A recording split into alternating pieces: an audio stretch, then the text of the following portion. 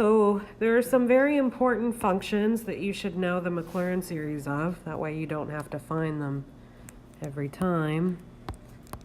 And it makes it easier. So I'm going to tell you these important Maclaurin series. In your book, there's a table. I think in total we have 7 of them, and I'll give them to you right now. Some of these we've found, and some of these we haven't found yet. 1 over 1 minus x. Remember, this is based off of our Maclaurin, or our geometric series formula. And I'll also tell you the radius of convergence for these. R is 1. For the second one, we did e to the x in class. If you look back, I think that was one of the very first examples we did. It was x to the n over n factorial. Your radius is infinity here.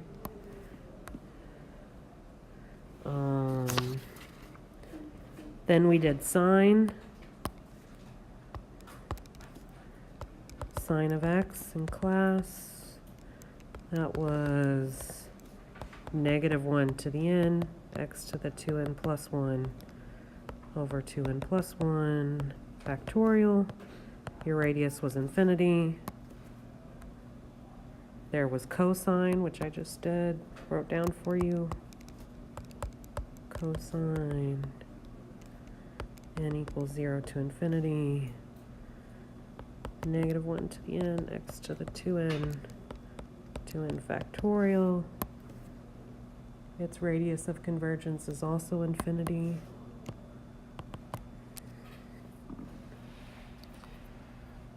And then we have arctangent, which I'm not sure if we did that one in class. We might have. Arctangent n equals 0 to infinity.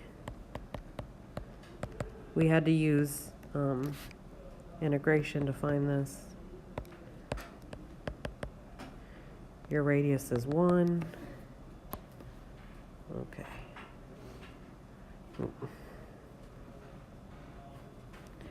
Okay, and then there were 2 more. We have ln 1 plus x. This one's similar to the one on the worksheet last week. We had, I think on the worksheet it was ln of 3 plus x. This is kind of similar to that one. This is the sum.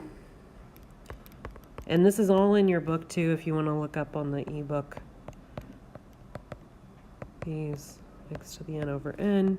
Your radius is also 1. And the very final one, I believe they derive this in your book. I'm not going to. If you have 1 plus x to a power k, where k is positive, this is k choose n x to the n.